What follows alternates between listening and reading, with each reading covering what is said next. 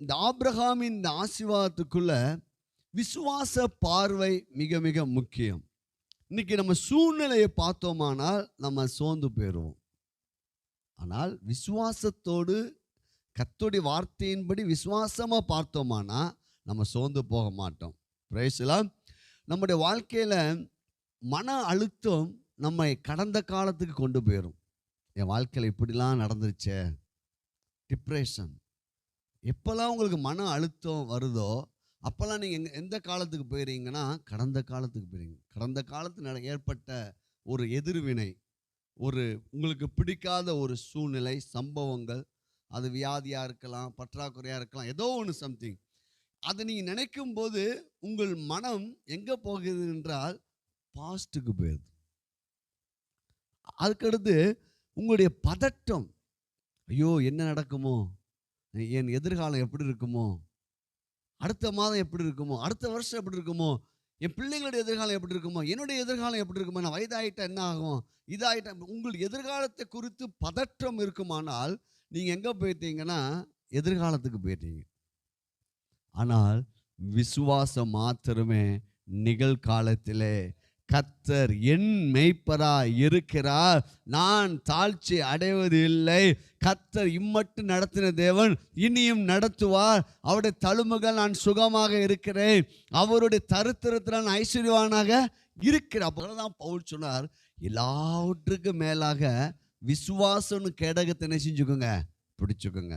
கூட சத்துரு பல எண்ணங்களை, நம்முடைய மன சோர்வு அடையும்படியான பல எண்ணங்களை, பல நபர்களை பயன்படுத்தி நம்ம மனமடிவாக்குவான். நம்ம என்ன செஞ்சிடக்கூடாது, கேடகத்தை விட்டுறக்கூடாது. அப்போ விசுவாசிக்கிறவனுக்கு எல்லாம் கூடும்.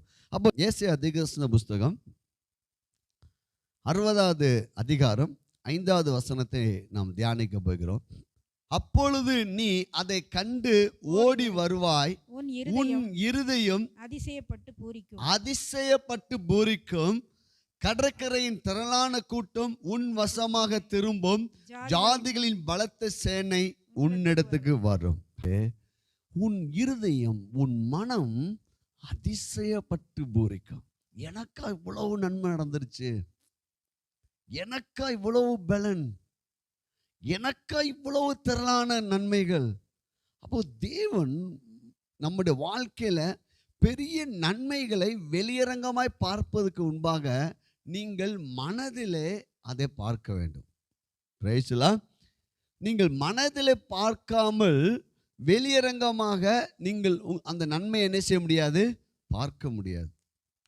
மனதிலே நீங்கள் தோல்வியை எண்ணிக்கொண்டு வெளியே நீங்கள் வெற்றியை பார்க்க முடியாது. மனதில் என்ன ஓடிட்டு இருக்குது, நம்ம தோற்று போயிருமோ அப்படின்னு நினச்சிக்கிட்டு வெளியே இல்லை ஆண்டவர் எனக்கு வெற்றி கொடுப்பாரு, ஆண்டவர் வெற்றி கொடுப்பாருன்னா கண்டிப்பாக அது என்ன செய்யாது, நடக்காது. ஏனென்றால் இந்த மனம் எப்படிப்பட்டதாக இருக்குது என்றால் இது ஒரு செழிப்பான ஒரு வயல்வெளியாக இருக்கிறது, நல்ல நிலம். நம்முடைய மனது நல்ல நிலம். இப்போ நல்ல நிலத்தில் எந்த விதையை போட்டாலும் நெஞ்சிரும். நம்ம எவ்வளோ கவனமாக இருக்கணும். அப்போ நம்ம மனதில் வியாதியை, பலவீனத்தை, பயத்தை, கசப்பை நம்ம போட்டோமானா அது நெஞ்சிரும். இப்போ இந்த பூமி அந்த விதையை, ஐயோ இது நல்ல விதை இல்லை அப்படிலாம் அது என்ன செய்யாது, ஆராய்ச்சி. அது தனக்குள் வாங்கினதை என்ன செஞ்சிடும், வெளியே அனுப்பும். அப்போது நம்முடைய வாழ்க்கையில் தேவ வார்த்தையை கொண்டு நம்முடைய எண்ணங்களை கிறிஸ்துவுக்குள்ளாக நாம் மாற்றி அமைக்க வேண்டும். முதல்ல நமக்கு ஒரு ஆசீர்வாதமான ஒரு வாழ்க்கை வேணும் என்றால் நீங்கள் முதல்ல மனதிலே பார்க்கணும். Praise the Lord. இப்போ வேத வசனம் சொல்லுது, உன் இருதயம் அதிசயப்பட்டு பூரிக்கும். அப்படின்னா எனக்கு தேவன் இப்படிப்பட்ட நன்மைகளை செஞ்சதுக்காக உமக்கு நன்றி ஆண்டவரே. அப்போ மனதில் எப்படி பார்ப்பது, மனதில் எப்படி வெற்றி அடைவது? மனதில் நீங்கள் சுகத்தை பார்த்து விட்டால் நீங்கள் சரீரத்திலே சுகமாகிடலாம். Praise the Lord. ஏனென்றால் உங்கள் மனது அவ்வளோ பவர்ஃபுல்லானது. அதனால தான் ஆண்டவர் சொன்னார், உன் ஆத்துமா வாழ்கிறது போல நீ எல்லாவற்றிலையும் வாழ்ந்து சுகமாக இருக்கணும். அப்போ நம்ம மனதில் முதல்ல வாழணும்.